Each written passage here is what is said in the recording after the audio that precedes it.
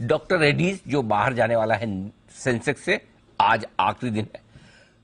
सोमवार से टाटा मोटर्स की एंट्री होगी और आपका मन, आपका दिल, आपका दिमाग ये कहता होगा चलो डॉक्टर रेड्डीज को तो भेज देते हैं, चलो टाटा मोटर्स लेते हैं। अब ये बदलाव हो रहा है। क्या ऐसा करना ठीक है?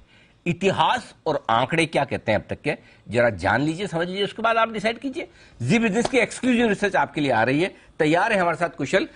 सेंसेक्स में से बाहर निकलने के बाद शेयर का रुझान और शेयर की चाल कैसी रहती है और अंदर आने वाला कैसा परफॉर्म करता है, कुशल पूरे डेटा के साथ बताएं।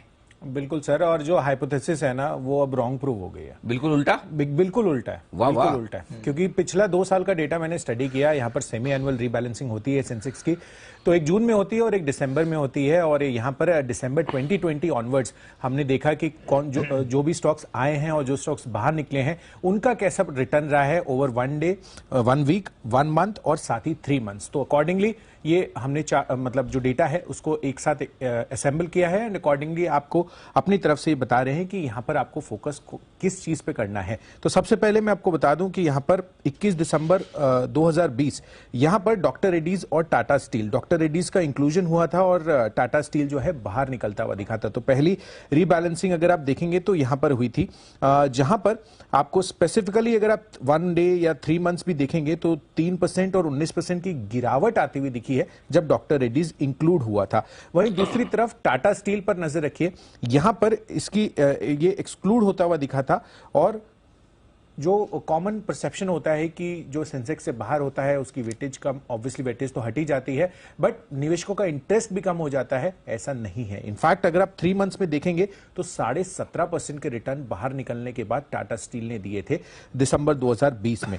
इनफैक्ट अब अगर आप जून 2021 की भी बात करें तो वहां पर भी सिमिलर सा पैटर्न ओएनजीसी और टाटा स्टील में रहा था। जब टाटा स्टील इंक्लूड हुआ था तो वहां पर ऑब्वियसली थोड़ा सा कॉन्ट्रास्टिंग इसमें बैठ था। अगर आप 3 में से 2 बारी देखेंगे तो टाटा स्टील ऐसा हुआ था कि यहां पर जब इंक्लूड हुए थे तो यहां पर रिटर्न्स अच्छे आए थे, but on the flip side आप ओएनजीसी की तरफ भी नजर डालेंगे तो 3 मंथ्स में 12.5% के रिटर्न यहां पर भी आते हुए नजर आए थे। और अगर आप दिसंबर 2021 की भी बात करें जो लास्ट रिबैलेंसिंग हुई थी, क्योंकि जून 2022 में कोई चेंज नहीं हुआ था जो सेंसेक्स है, बट दिसंबर 2021 में विप्रो इंक्लूड हुआ था और बजाज ऑटो बाहर होता हुआ दिखा था।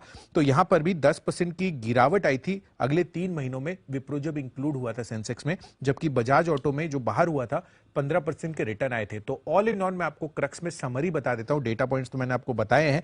तो सबसे पहली चीज, 3 महीने का अगर आप औसतन देखेंगे, जो पीरियड अगर आप होल्ड कर रखते हैं, जो एक्सक्लूड होते हैं जो भी स्टॉक्स, उन्होंने औसतन 15% का रिटर्न दिया है। तो ये एक इंपॉर्टेंट नोट है जो आपको ध्यान रखना है। तो इसके इंप्लीकेशन ये बनती है कि डॉक्टर रेड्डीज जो बाहर हो रहा है, हो सकता है कि अगले 3 महीनों में आपको 15% का रिटर्न दे दे। वहीं दूसरी तरफ टाटा मोटर्स पर भी मैं आपको बताता हूं, क्योंकि जून 2021 में टाटा स्टील ने शामिल होकर डेफिनेटली शानदार रिटर्न दिए थे, पर और जो 2 इंस्टेंसेस है, एक दिसंबर 2021 और दिसंबर 2020, वहां पर 3 महीनों के हिसाब से देखेंगे तो 10.5% की गिरावट और 19% की गिरावट, ये दोनों स्टॉक्स में डॉक्टर रेड्डीज और विप्रो में होती हुई दिखी थी। तो टाटा मोटर्स से ऐसा लग रहा है कि यहां पर बहुत ज्यादा रिटर्न्स आपको उम्मीद नहीं करनी चाहिए अगले 3 महीनों के लिए। तो ओके, टाटा मोटर्स तो नहीं बढ़ेगा, नहीं बढ़ेगा पता नहीं, लेकिन डॉक्टर रेड्डीज के बढ़ने की पूरी संभावना है। ये तीनों इंस्टेंसेस ने प्रूव कर दिया। गजब की रिसर्च आपके लिए आती हुई है। तो डॉक्टर रेड्डीज उल्टा है। निफ्टी में सेंसेक्स में से निकलने के बाद 3 महीने में ऑन एन एवरेज 15% के रिटर्न आपको आ जाते हैं। तो वाह, क्या बात, क्या बात, क्या बात।